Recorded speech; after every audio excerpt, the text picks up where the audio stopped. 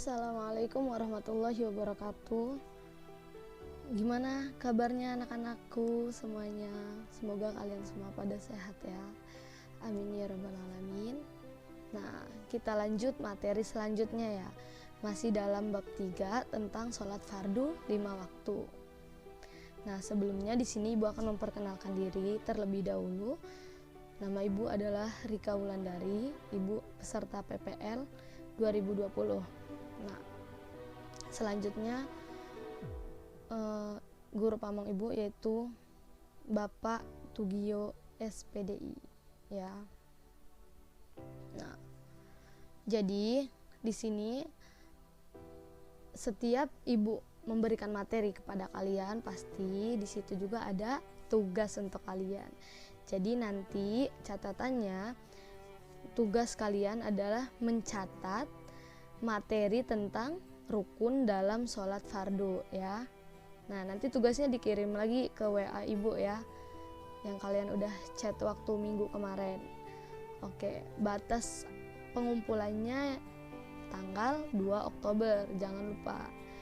Pokoknya kalian harus ngerjain soal tugas dari Ibu ya. Oke, sebelumnya marilah kita bersama-sama untuk membaca lafaz al-basmalah. Bismillahirrahmanirrahim. Semoga hari ini kita dapat dilancarkan belajarnya dan juga dapat bermanfaat untuk kalian ya. Oke, kita lanjut ya. Kali ini kita akan membahas tentang perkara-perkara yang dapat membatalkan sholat 5 waktu. Nah, yang pertama ada datangnya hadas kecil maupun besar di tengah-tengah sholat. Nah, jadi datangnya hadas kecil maupun besar itu, misal nih kita lagi sholat, terus waktu kita lagi sholat kita kerasa mau buang air kecil, atau itu mohon maaf ya kentut dan BAB seperti itu. Nah, itu dapat membatalkan sholat ya. Nah, yang kedua, menempelnya najis yang tidak dapat dimaafkan pada badan, pakaian, dan tempat sholat kecuali langsung disingkirkan. Nah, jadi perkara yang dapat membatalkan sholat itu sebuah najis yang ada pada badan kita, pakaian. Jadi kalau misalkan kita mau sholat itu harus bersih ya, jangan sampai ada kotoran dan lain sebagainya, pokoknya harus bersih. Terus yang ketiga, mengeluarkan ucapan lebih dari 2 huruf dan sengaja untuk berbicara, atau 1 huruf namun sudah bisa dipahami, contoh jangan berdiri, duduk, dan seterusnya. Jadi perkara yang dapat membatalkan sholat itu kalau misalkan kita ngomong ya, ngomong apapun itu, 1 huruf pun itu tidak diperbolehkan, itu dapat membatalkan sholat ya. Terus yang keempat adalah tertawa lebar ketika dalam sholat. Jadi kita nggak boleh kalau misalkan lagi sholat terus kita ketawa, itu dapat membatalkan sholat. Karena sholat itu anak-anak harus khusyuk, nggak boleh mainan, nggak boleh ketawa-ketawa. Jadi harus benar-benar menghadap kepada Allah Subhanahu wa Ta'ala gitu ya. Selanjutnya, makan dan minum meskipun hanya sedikit. Nah, jadi kalau misalkan mau sholat gak boleh makan, gak boleh minum walaupun sedikit. Jadi kita harus tahan dulu ya. Jadi di dalam sholat itu kita memang benar-benar mau sholat gitu. Misalkan kalian lapar, itu sebelum sholat ya makan dulu. Kalau mau makan, makan dulu gitu. Jadi jangan pas sholat kita makan ataupun minum. Jadi itu dapat membatalkan sholat ya. Terus murtad ketika dalam sholat. Selanjutnya gila ketika dalam sholat. Nah, kalau misalkan seseorang yang gila, dia nggak mungkin bisa sholat kan, karena akal pikirannya pun tidak tidak seperti orang sehat gitu kan. Hanya orang-orang yang sehat saja yang dapat melaksanakan sholat. Orang gila, kalau misalkan kita gila, tiba-tiba nih lagi sholat terus gila, itu dapat membatalkan sholat gitu ya. terus berpaling dari arah kiblat. Jadi anak-anak, kalau misalkan kita sholat, kita harus menghadap ke kiblat. Gak boleh yang tadinya ke kanan jadi ke kiri atau sebaliknya ya, gak boleh. Jadi harus ikutin kiblat. Selanjutnya, tersingkapnya pakaian sehingga terbuka aurat. Nah, biasanya kalau misalkan yang tersingkap ini untuk kaum wanita, soalnya kan pakai mukena tuh, takutnya ketika lagi Allahu Akbar gitu kan, terus mukenanya kebuka gitu, jadi itu dapat membatalkan sholat. Karena apa? Karena aurat kita terlihat. Selanjutnya, meringkas rukun sholat seperti ruku dan i'tidal dijadikan satu, sehingga dari ruku langsung sujud. Nah, jadi nggak boleh meringkas ruku langsung sujud gitu kan. Kita harus berhenti dulu dari ruku itu, berhenti sejenak baru sujud. Tidak diperbolehkan untuk ruku langsung sujud, itu dapat membatalkan sholat ya. Selanjutnya, ragu terhadap niat yang telah dilakukan, misalnya zuhur atau asar. Oh, ternyata perkara ini dapat membatalkan sholat. Jadi contohnya, misalnya kita sholat zuhur, tetapi kita memakai niat sholat asar, itu dapat membatalkan sholat ya. Jadi kita harus wudhu kembali. Selanjutnya, mengubah niat dari sholat fardu menjadi sholat lainnya. Misal sholat zuhur niatnya diganti dengan sholat gerhana matahari, itu nggak boleh. Terus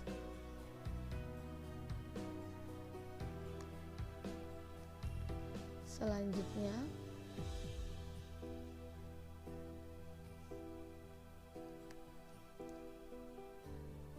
ada niat keluar dari sholat sebelum sempurna semua rukun-rukunnya. Jadi nggak boleh kita keluar dari sholat sebelum semua rukunnya itu terpenuhi ya. Selanjutnya, bimbang dalam sholatnya apakah akan meneruskan atau membatalkan. Kalau misalkan kita ragu-ragu nih dalam sholat, nah itu dapat membatalkan sholat kita. Terus selanjutnya, menggantungkan pembatalan sholat pada suatu perkara. Contoh, dalam sholat mengatakan, jika haid datang saya akan membatalkan sholat. Nah, untuk yang cewek nih ya khususnya, misalkan kita lagi sholat, terus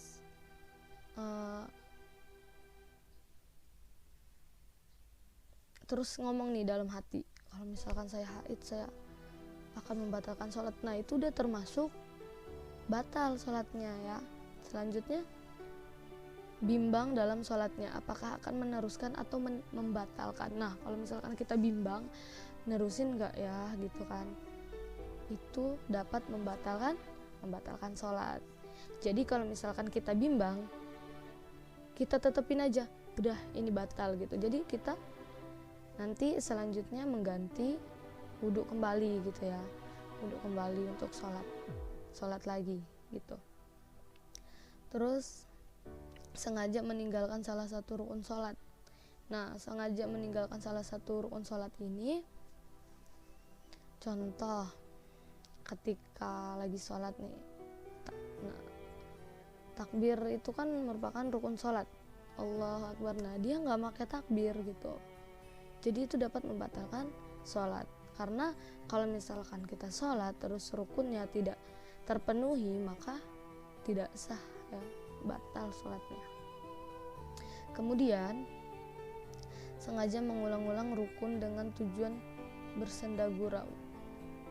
Selanjutnya, mencampur aduk rukun sholat, contoh mendahulukan rukun tertentu dan mengakhirkan yang lain di luar ketentuan. Selanjutnya, bermakmum pada orang yang sholatnya tidak sah seperti kepada orang kafir. Terus sengaja memanjangkan rukun yang pendek. Selanjutnya, mendahului atau tertinggal dua rukun yang berupa perbuatan fi'li yang dilakukan imam tanpa uzur. Yang ke-22, mengucapkan salam sebelum waktunya. Nah, jadi kalau misalkan sholat udah salam duluan, itu batal ya. Misal, nah,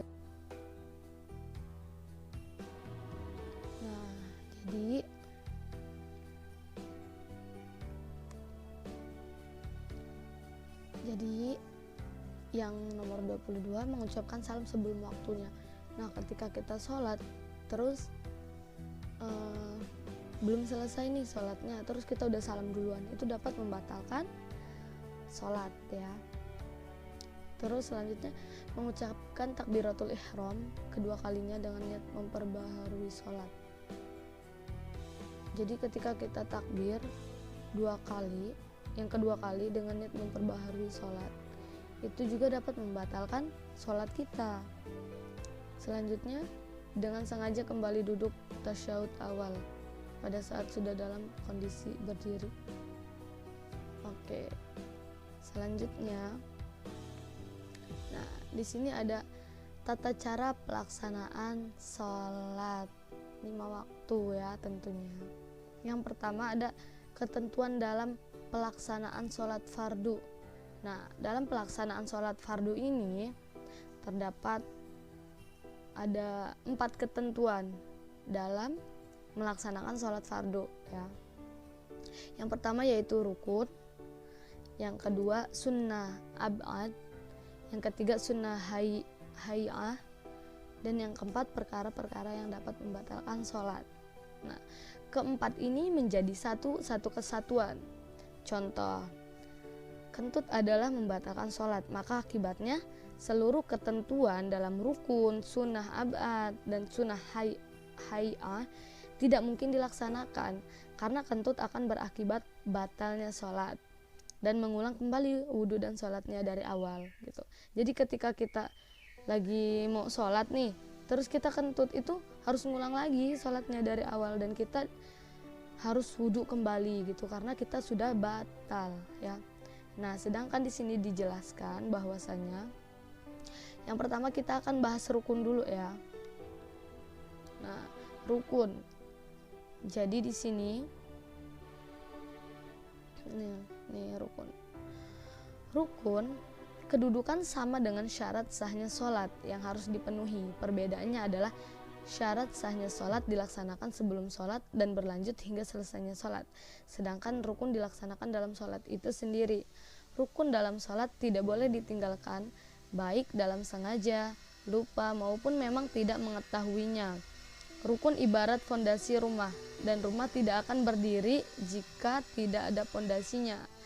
Nah, jadi rukun ini sama dengan syarat sahnya sholat yang harus dipenuhi.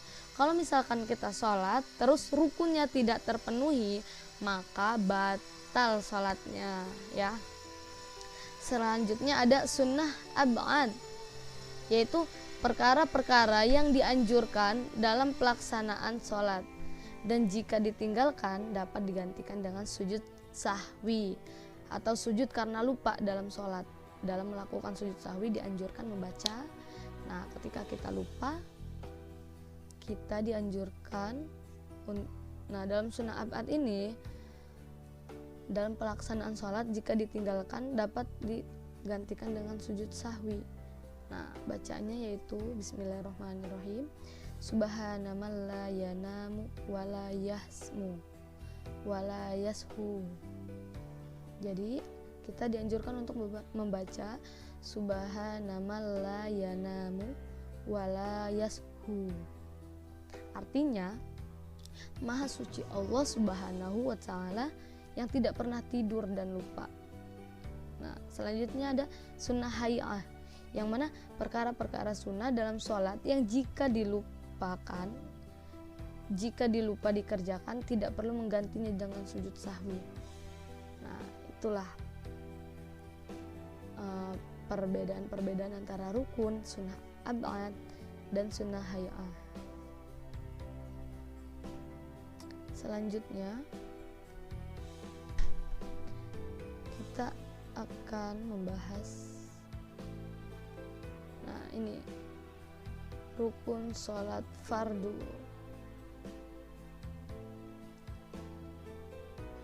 Nah, jadi kita di sini akan membahas tentang rukun sholat fardu 5 waktu.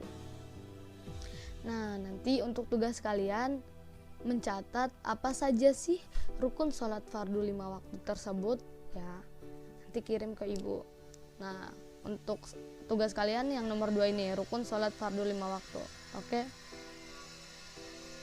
Selanjutnya yang kita bahas pertama, ini rukun sholat fardu yang harus ada di dalam sholat fardu. Apa saja sih, seperti itu ya.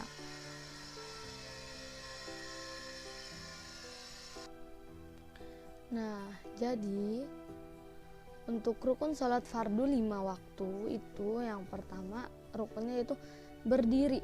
Berdiri bagi orang yang mampu. Nah, seperti di sini dijelaskan pada gambarnya 1, 2 nih. Jadi di sini ada berdiri bagi orang yang mampu. Bagi kesulitan berdiri maka atau karena sakit atau lemah fisiknya, maka diperbolehkan sholat dengan duduk. Berdiri merupakan rukun awal sholat sebelum melakukan takbiratul ihram yang disertai dengan niat sholat. Nah, jadi kita dalam rukun sholat fardu 5 waktu itu kita sangat dianjurkan untuk berdiri ya. Kalau misalkan kita mampu, kita berdiri sholatnya. Tetapi kalau misalkan kita sakit, lemah, maka diperbolehkan untuk duduk ya. Seperti pada gambar yang satu ini.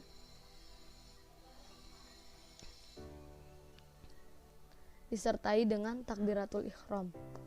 Ya, berdiri tegap. Pokoknya menghadap kiblat yang pertama. Yang kedua yaitu takbiratul ihram atau membaca Allahu Akbar. Allahu Akbar dengan menghadap kiblat. Caranya melakukannya adalah mengangkat tangan sejajar dengan 2 daun telinga. Waktu mengangkat tangan dilakukan bersamaan dengan mengucapkan takbir. Nah, jadi ketika kita sudah berdiri, ini untuk rukun sholat fardu 5 waktu ya. Jadi ketika kita sudah berdiri, lalu kita angkat tangan kita seperti ini sambil mengucap Allahu Akbar bersamaan ya. Ini dinamakan dengan takbiratul ihram, di mana mengangkat tangan sejajar dengan 2 daun telinga. Waktu mengangkat tangan dilakukan bersamaan dengan mengucap takbir, yaitu Allahu Akbar, seperti itu ya.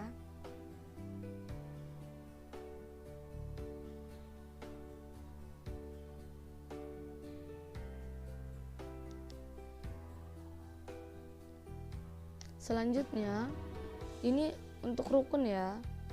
Untuk rukun yang harus kita ketahui seperti itu.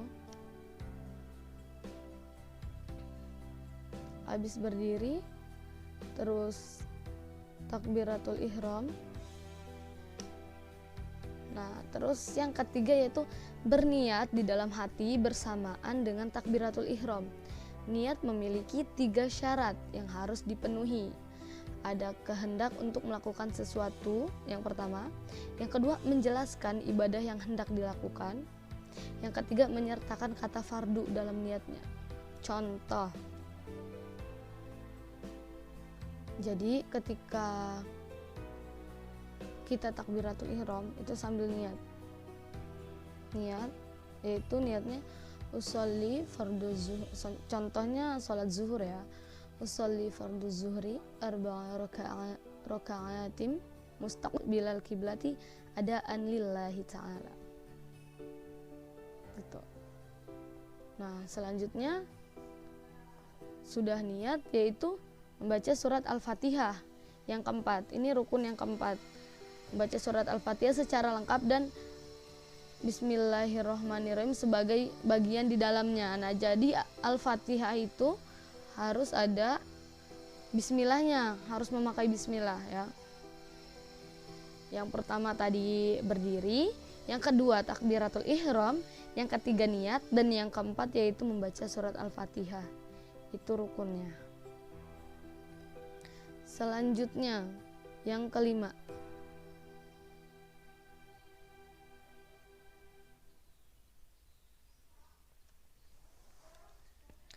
Selanjutnya di sini ada, nah untuk rukun selanjutnya, rukun dalam sholat 5 waktu, yaitu yang kelima itu ada ruku, yang berarti membungkukkan kepala dan punggung bersamaan dengan memegang kedua lutut. Nah, di dalam contoh nih ada, nah ini ya gambarnya, gambar 1, 2, kalian bisa lihat di gambarnya. Ini ada gambar yang mana ruku itu merupakan rukun sholat ya, yang ada di dalam sholat fardu 5 waktu.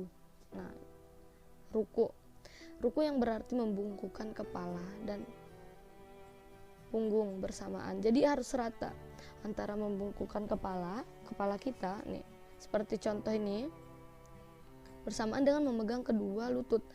Jadi ketika kita ruku itu tangannya harus memegang kedua lutut dan membungkukkan kepala dan juga punggung bersamaan. Jadi harus rata antara membungkukkan kepala dan punggung, itu harus rata. Ini rukunya ya. Dan memegang lutut. Nah, selanjutnya rukun yang keenam yaitu tumakninah, yaitu berdiam dalam ruku hingga seluruh anggota tubuh tenang selama kira-kira selesai membaca tasbih. Nah, jadi habis ruku jangan langsung sujud. Kita harus berdiam diri dulu, berdiam dalam ruku ya. Itu namanya tumakninah, yaitu berdiam dalam ruku. Jadi ketika habis ruku kita dianjurkan untuk berdiri kembali hingga tenang dan membaca tasbih. Sudahnya baru kita sujud ya.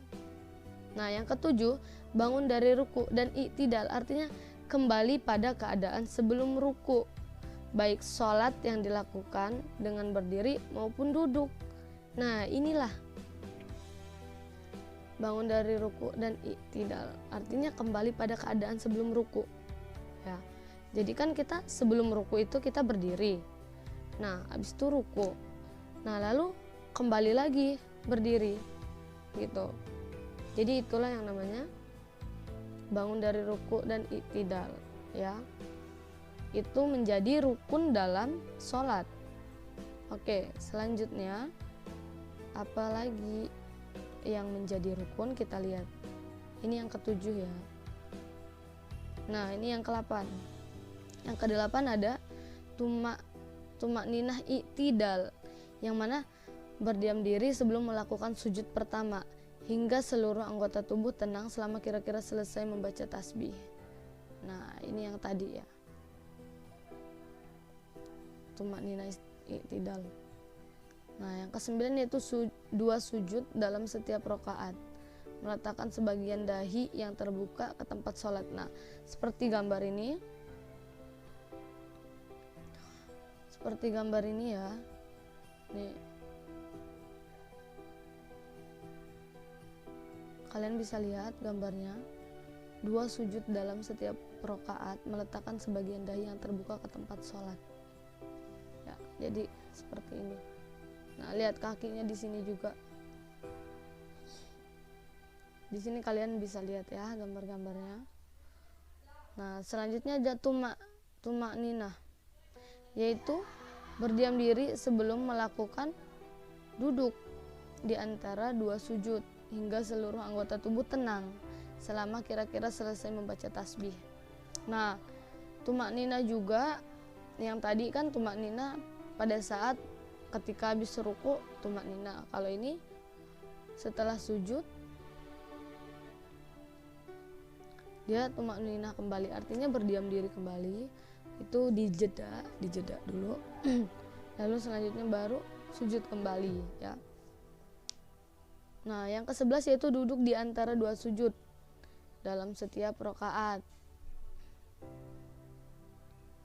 Selanjutnya itu nomor 11. Nah, yang ke-12 ini ada tumakninah lagi, yaitu berdiam diri sebelum selama duduk di antara dua sujud hingga seluruh anggota tubuh tenang selama kira-kira selesai membaca tasbih. Nah, seperti gambar ini, anak-anak bisa lihat ya gambarnya. Di buku kalian juga ada, di buku fikih. Nah, terus selanjutnya nomor 13, duduk untuk melaksanakan tasyahud akhir. Nah, habis tumanina berdiam diri, udahnya duduk untuk melaksanakan tasyahud akhir.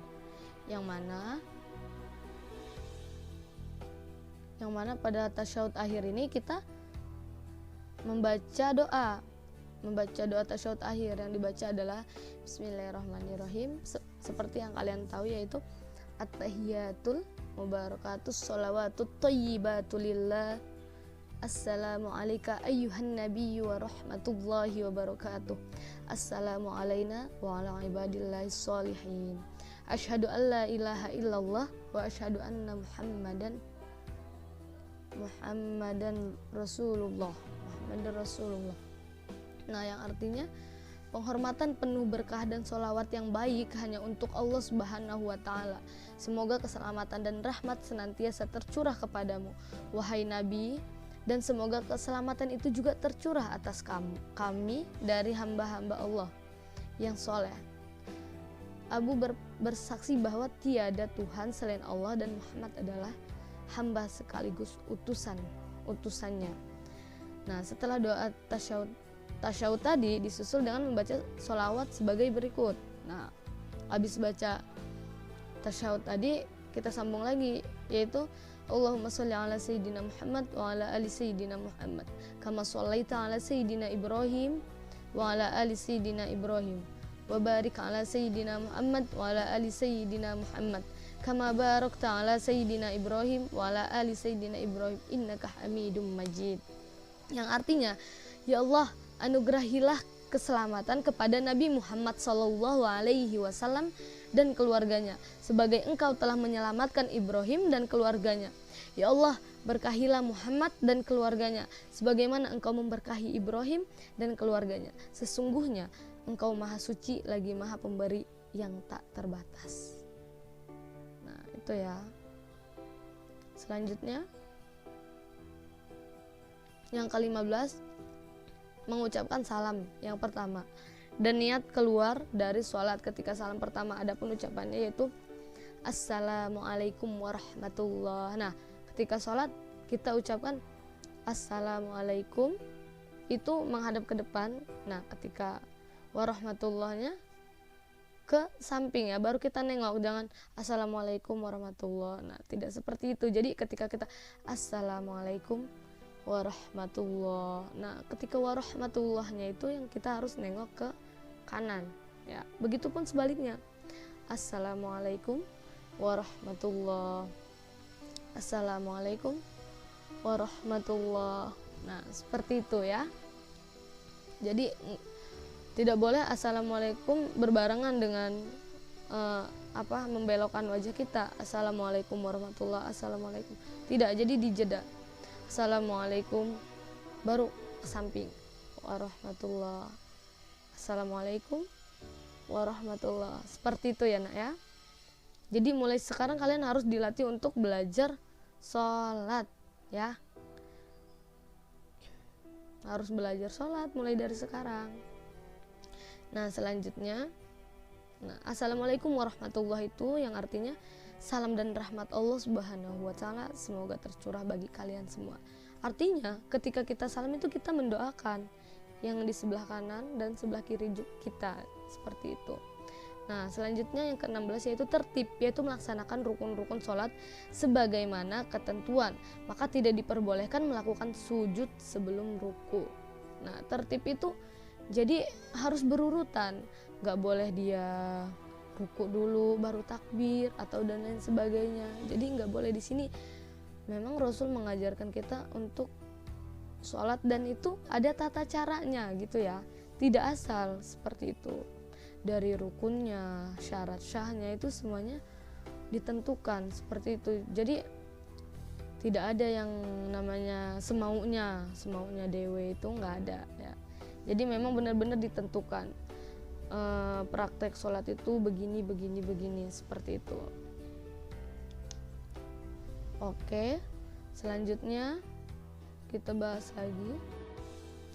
Oke anak-anak, di samping itu, nah di sini juga ada perbedaan pelaksanaan rukun antara laki-laki dan perempuan.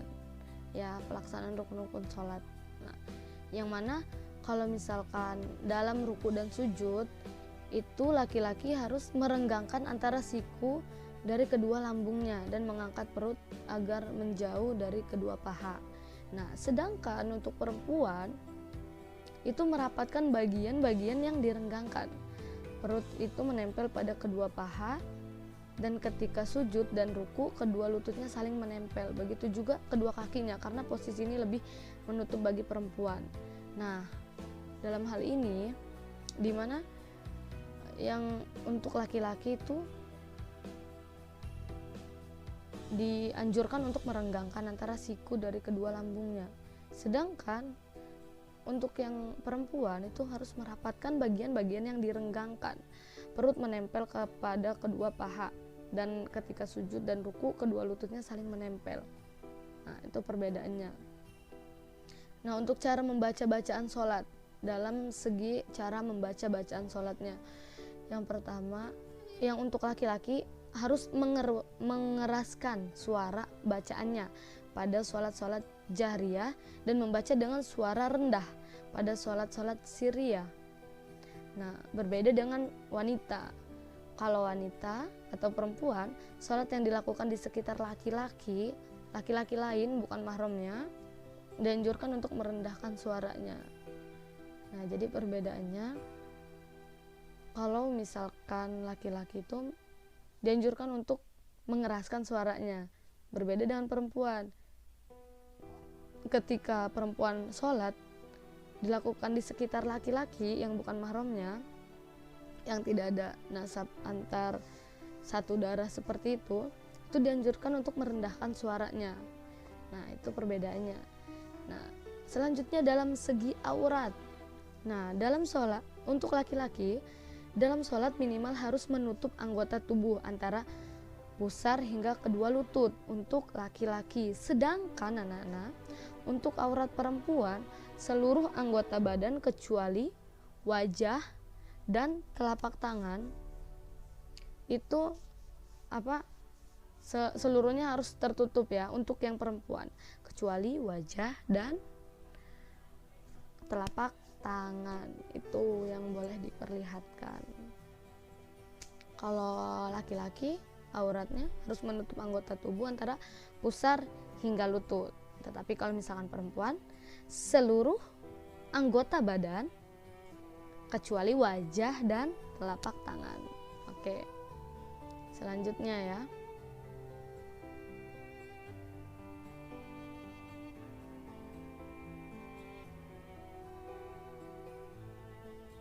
Nah, yang keempat, di nomor 4 ada sunnah hayyah dan sunnah ab'ad dalam sholat fardu 5 waktu, yang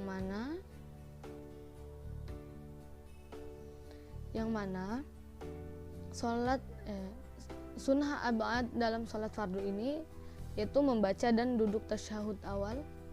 Tasyahud ini hanya berlaku pada sholat yang jumlah rakaatnya lebih dari rakaat seperti maghrib, isya, zuhur, dan asar. Dalam tasyahud awal disunahkan membaca doa yang sama dengan tasyahud akhir tanpa sholawat kepada Nabi. Nah, yang kedua, membaca sholawat kepada Nabi pada tasyahud awal. Yang ketiga, membaca sholawat kepada keluarga Nabi dalam tasyahud akhir. Yang keempat, berdiri dalam kunut dan membaca doanya pada rakaat kedua pada posisi i'tidal dalam sholat subuh. Doa kunut yang dibaca sebagai berikut. Nah, ini ya. Ini doanya.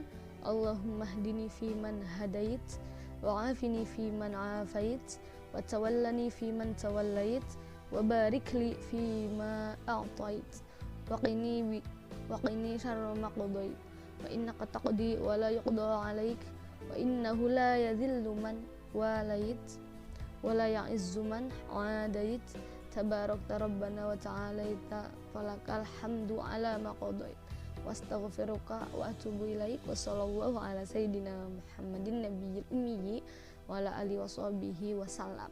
Artinya, ya Allah, berilah aku petunjuk bersama orang-orang yang Engkau beri petunjuk, dan anugerah sehat walafiat bersama orang-orang yang Engkau anugerahi afiat. Nah, jadilah Engkau sebagai waliku bersama dengan orang-orang yang Engkau menjadi wali mereka. Berkahilah semua rezeki yang Engkau berikan kepadaku, dan hindarkanlah aku dari segala keburukan yang telah Engkau tetapkan, karena sesungguhnya Engkaulah yang menentukan dan tidak ada sesuatu yang menentukanmu. Aku mohon ampunan bertaubat kepadamu, mudah-mudahan kesejahteraan dilimpahkan kepada penghulu kita Nabi Muhammad SAW, seorang nabi yang ummi, juga keluarga dan para sahabatnya. Selanjutnya, sunnah hay'ah, yang mana sunnah hay'ah ini yang pertama, yang termasuk sunnah hay'ah dalam sholat, yaitu mengangkat tangan ketika takbiratul ihram, terus ruku, bangun dari ruku, dan bangun dari tasyahud awal. Mengangkat kedua tangan hingga ujung jari-jari melebihi tingginya telinga dengan kedua ibu jari di bawah kuping telinga, dan kedua telapak tangannya melebihi tinggi kedua bahu. Mengangkat tangan juga sambil memulai takbir dan tasmiyah. Yang kedua, memiringkan ujung-ujung jari ke arah kiblat sambil merenggangkannya pada saat mengangkat tangan. Yang ketiga, meletakkan tangan kanan di atas tangan kiri dan menempatkan di pertengahan antara dada dan pusar ya. Ini. Yang keempat, membaca doa iftitah atau tawajjuh setelah takbiratul ihram pada rakaat pertama. Nah, jadi kalau misalkan kita baca doa iftitah habis takbiratul ihram itu kan Allahu akbar kabiro, itu ya. Membaca doa iftitah itu termasuk sunnah hay'ah. Nah, selanjutnya membaca ta'awudz atau isti'azah. Nah, jadi ketika kita membaca ta'awudz itu termasuk dalam sunnah hay'ah. Terus selanjutnya mengeraskan bacaan pada tempatnya, termasuk bacaan keras adalah pada waktu sholat subuh 2 rakaat pertama, sholat isya 2 rakaat pertama, sholat maghrib, dan 2 rakaat sholat subuh. Selanjutnya membaca pelan pada tempatnya, termasuk bacaan yang dipelankan adalah semua sholat selain yang telah disebutkan pada nomor 6. Terus mengucapkan amin. Nah, terkadang kan jika kita sholat tuh, misal di masjid, kalian sholat di masjid, pasti ketika seorang imam melafadzkan waladhdallin, pasti kita menjawab amin. Nah, mengucap amin di sini setelah selesai membaca surat Al-Fatihah itu termasuk ke dalam sunnah hay'ah ya. Selanjutnya membaca surat setelah surat Al-Fatihah pada 2 rakaat pertama bagi imam atau orang yang sholat sendirian. Selanjutnya ke-10 membaca takbir. Membaca takbir ketika setiap kali hendak ruku dan bangkit dari selain ruku, kecuali takbiratul ihram yang wajib hukumnya. Terus meletakkan kedua telapak tangan pada kedua lutut pada saat posisi ruku sambil merenggangkan jari-jari. Selanjutnya membaca tasbih sebanyak 3 kali dalam ruku. Sedangkan bacanya adalah subhana rabbiyal azimi wa bihamdi, dengan tambahan wa bihamdi sebagai penyempurna. Terus mengucapkan kalimat tasmi', yaitu ketika bangkit dari ruku dengan membaca sami Allahu liman hamidah. Selanjutnya ketika hendak sujud, maka yang diletakkan ke lantai terlebih dahulu adalah kedua lutut, kemudian kedua tangan, dan disusul dengan dahi dan hidung. Jadi ketika kita sholat itu yang diletakkan ke lantai itu terlebih dahulu adalah kedua lutut, kemudian kedua tangan, dan disusul oleh dahi dan hidung ya.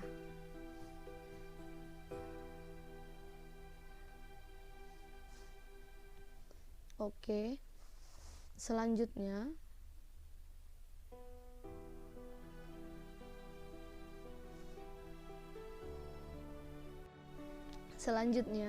untuk yang termasuk dalam sunnah hayyah dalam sholat, yaitu yang ke-15, membaca tasbih dalam sujud sebanyak 3 kali, yaitu subhana rabbiyal a'la dengan menambahkan wa bihamdi. Selanjutnya meletakkan kedua tangan di hadapan kedua bahu dalam sujud dengan jari-jari merapat menghadap kiblat, seperti ini. Rapat. Selanjutnya bagi laki-laki dan sujud dan ruku untuk menjauhkan lengannya dari kedua sisi lambung dan menjauhkan kedua paha dari perut. Bagi perempuan merapatkan anggota tersebut karena posisi itu lebih menutup bagi wanita, dan disunahkan melebarkan kaki 1 jengkal. Nah, kita dianjurkan untuk melebarkan kaki 1 jengkal. Nah, selanjutnya disunahkan untuk membaca doa dalam posisi duduk di antara 2 sujud.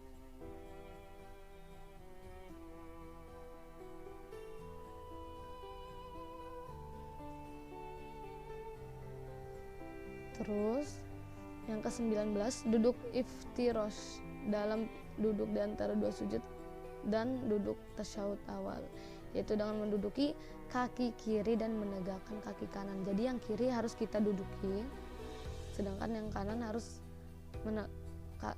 tegak kaki kita mengarah ke kiblat, seperti itu. Kalian bisa lihat gambarnya yang ibu tadi berikan ya di PowerPoint ini, atau nanti kalian buka lagi di buku fikihnya.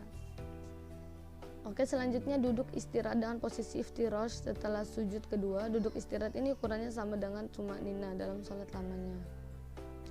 Selanjutnya menopang kedua tangan ke lantai ketika hendak bangkit dari duduk atau dari sujud, karena dapat membantu menciptakan kekhusyuan sholat. Selanjutnya mengangkat kedua tangan ketika bangkit dari tasyahud awal. Selanjutnya duduk tawarruk pada tasyahud akhir, yaitu dengan menempelkan pinggul sebelah kiri pada lantai dan menegakkan kaki kanan. Namun ketika hendak melakukan sujud sahwi maka melakukan duduk iftirash.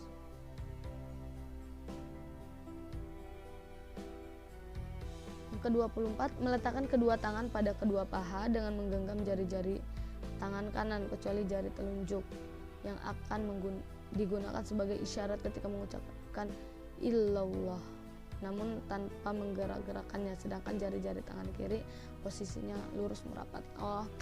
Jadi meletakkan kedua tangan pada kedua paha. Nah, kita kan kalau duduk iftirash tuh kita harus meletakkan kedua tangan pada kedua paha dan menggenggam jari-jari tangan kanan. Kita genggam gini kecuali jari telunjuk. Nah, gini. Ini ya. Yang akan digunakan sebagai isyarat ketika mengucapkan illallah. Nah, asyhadu alla ilaha illallah, seperti itu ya. Tanpa menggerakkannya, tanpa gini-gini atau gimana gitu. Jadi kita fokuskan saja gitu ya. Sedangkan jari-jari tangan kiri posisinya lurus merapat. Kalau yang kiri cukup diam saja. Nah, yang kanan ini ketika kita melafadzkan illallah itu langsung isyarat telunjuk kita langsung menunjuk gitu sebagai isyarat ya. Terus pandangan mata tidak melampaui jari telunjuk. Ingat, pandangan mata tidak melampaui jari telunjuk.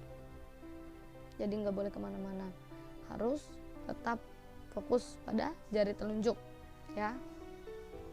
Selanjutnya memohon perlindungan dari siksa neraka setelah selesai membaca tasyahud akhir.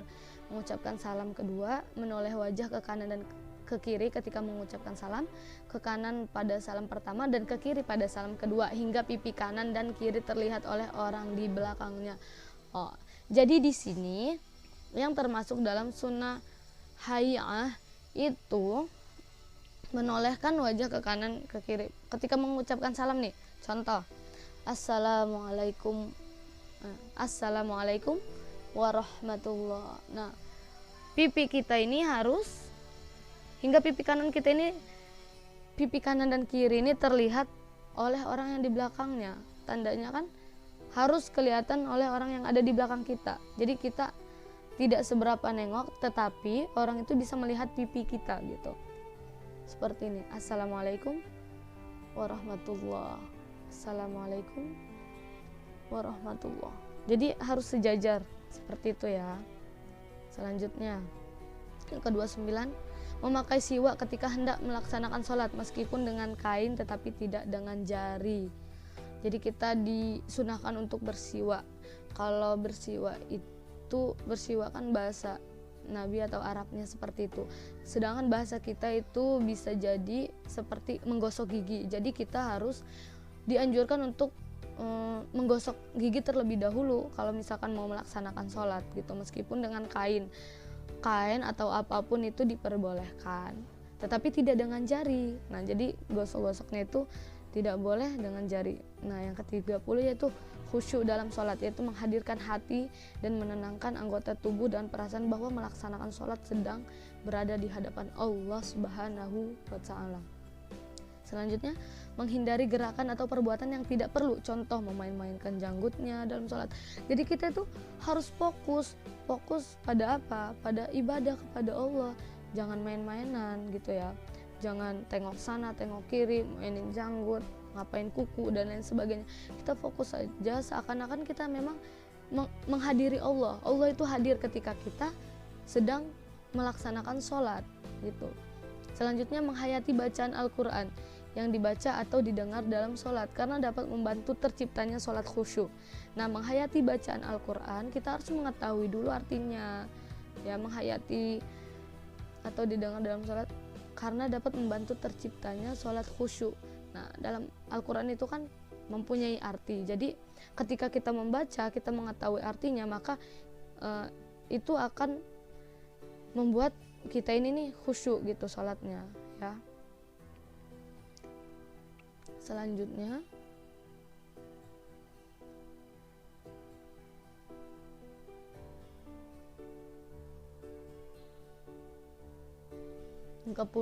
yang ke-33 yaitu menghayati bacaan zikir karena disamakan dengan bacaan Al-Quran. Nah, yang mana kita harus menghayati bacaan zikir karena itu sama dengan Al-Quran. Yang mana zikir juga mengandung unsur dari bahasa Arab seperti itu. Selanjutnya, memasuki pelaksanaan sholat dengan giat, semangat dan menjauhkan hati dari kesibukan dunia.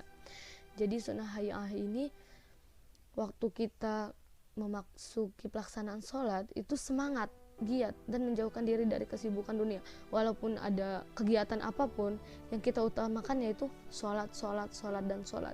Dunia itu bisa nanti gitu. Sedangkan kita di sini untuk mengharuskan diri untuk beribadah kepada Allah terlebih dahulu gitu. Yang ke-35 yaitu mengingatkan kesalahan imam dengan membaca tasbih bagi laki-laki dan bertepuk satu tangan bagi perempuan. Nah, jadi ketika kita sholat terus lagi imaman nih, misalkan kita lagi sholat terus ada imamnya, terus imam itu salah dalam pembacaannya, entah salah dalam makrotnya. Nah, untuk laki-laki itu membaca tasbih bagi laki-laki ya. Terus yang perempuan cukup bertepuk satu tangan. Nah, seperti itu menandakan bahwasanya imam itu kita itu mengingatkan imam itu bahwa dalam sholatnya itu terdapat kesalahan seperti itu ya.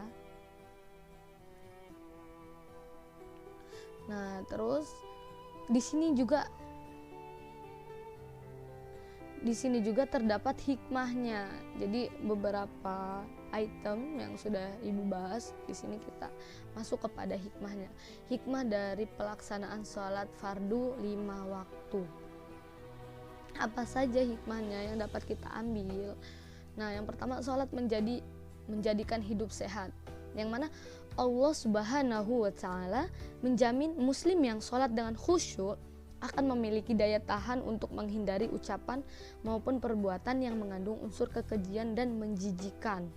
Nah, jaminan lainnya juga diberikan oleh Allah Subhanahu wa Ta'ala bagi yang sholat dengan khusyuk, akan dipastikan baik keseluruhan amal perbuatan lainnya semasa hidup di dunia. Nah, bisakah kita membuktikan jaminan Allah tersebut? Ternyata banyak yang sudah membuktikan seperti itu. Nah, jadi anak-anak, sholat itu menjadikan kita untuk hidup sehat.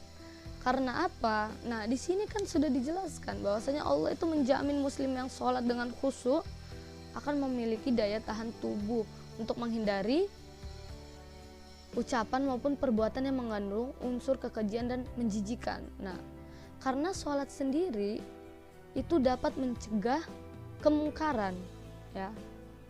Sholat itu dapat mencegah dari perbuatan kemungkaran yang tidak baik.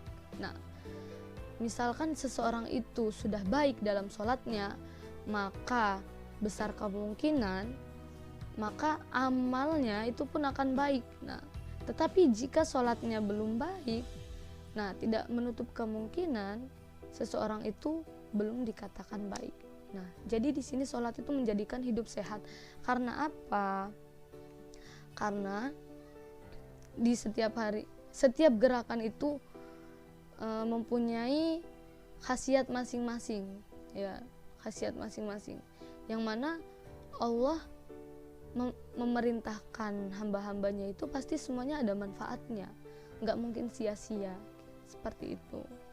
Dan sholat pun menjadi tiang agama untuk kita. Jadi misalkan kita nggak sholat, nanti tiang agama kita bisa roboh, bisa ambruk, bisa, ya kalian bayangkan jika misalkan rumah kita tidak ada fondasinya, tidak ada tiangnya, pasti akan runtuh. Begitu pula kita. Nah, sholat ini juga menjadikan kita untuk orang yang beriman, jadikan kita untuk menjadi seseorang yang bertakwa kepada Allah. Karena apa? Karena Allah itu menciptakan jin dan manusia itu hanya untuk beribadah kepada Allah, tidak lain tidak bukan, ya. Gimana Allah mau sayang dengan kita kalau kita tidak sholat? Gimana Allah mau membantu kita kalau kita tidak sholat, tidak memenuhi perintahnya? Nah, maka ibu berharap kepada anak-anak kelas 7 semuanya harus belajar untuk sholat, ya. Perlahan-lahan kalian pasti semuanya bisa, ya. Perlahan-lahan kalian belajar sholat. Karena apa? Sholat itu adalah media atau alat untuk kita berkomunikasi dengan Allah, dengan Tuhan kita yang menciptakan kita, yang menciptakan langit dan bumi, seperti itu. Maka untuk anak-anak kelas 7, ibu berharap sekali kalian untuk dapat belajar sholat, ya.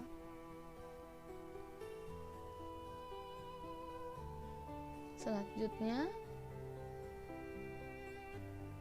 hikmah yang kedua. Nah, hikmahnya apa tentang sholat, tentang pelaksanaan sholat fardu ini? Nah, yang kedua, itu ada sholat fardu membentuk kedisiplinan individu, yang mana disiplin adalah kepatuhan pada peraturan. Orang yang disiplin berarti bertingkah laku patuh. Nah, menuruti dan mengikuti aturan-aturan yang berlaku di lingkungannya. Bagi kita sebagai warga sekolah, disiplin adalah menerapkan kepatuhan terhadap peraturan yang harus dipenuhi untuk menjadi peserta didik yang sah di sekolah. Begitu pula disiplin mentaati seluruh tata tertib sekolah dan menghindari ketentuan-ketentuan yang dapat menyebabkan kita tidak diakui sebagai warga sekolah. Nah, dalam hal ini, hikmah pelaksanaan sholat fardu itu sholat fardu dapat membentuk kedisiplinan individu, ya. Karena apa? Perintah Allah saja dilakukan gitu, apalagi perintah-perintah dari sekolah, dari orang tua, seperti itu. Nah, jadi hikmah dalam pelaksanaan sholat fardu itu dapat membentuk kedisiplinan individu. Nah, jangan harap kita ingin bisa menjadi seseorang yang disiplin. Nah, jika kita tidak pernah sholat, kita main terus gitu kan. Lalu kapan ada waktu untuk kita berkomunikasi dengan Allah? Nah, sedangkan Allah itu ingin kita itu selalu sholat, selalu beribadah kepada Allah, ya. Karena yang paling utama itu adalah sholat, karena sholat itu menjadi tiang agama. Jadi sholat itu sangat penting. Nah, yang membedakan kita dengan orang-orang kafir itu ya sholat gitu. Sholat. Jadi ibu berharap untuk anak-anak MTS N1 Bandar Lampung, ayo kita bareng-bareng untuk belajar sholat, ya. Sholat, pokoknya semangat terus untuk kalian. Semoga kalian dilancarkan oleh Allah sekolahnya, dan juga jadi anak yang soleh dan soleha, yang berbakti kepada kedua orang tua, guru-guru, dan lain sebagainya. Nah, itulah hikmah yang dapat diambil. Ada di dalam buku fikih ini ada 2 hikmah, dan masih banyak lagi hikmah-hikmah yang lain. Nah, di sini yang pertama yaitu sholat menjadikan hidup kita sehat. Nah, selanjutnya sholat juga dapat membentuk kedisiplinan individu kita. Jika kita ingin menjadi seseorang yang disiplin, maka kita harus mematuhi peraturan yang berlaku.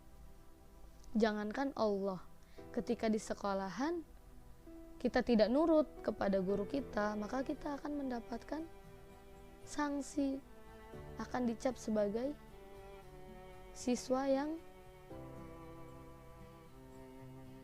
siswa yang nakal dan lain sebagainya.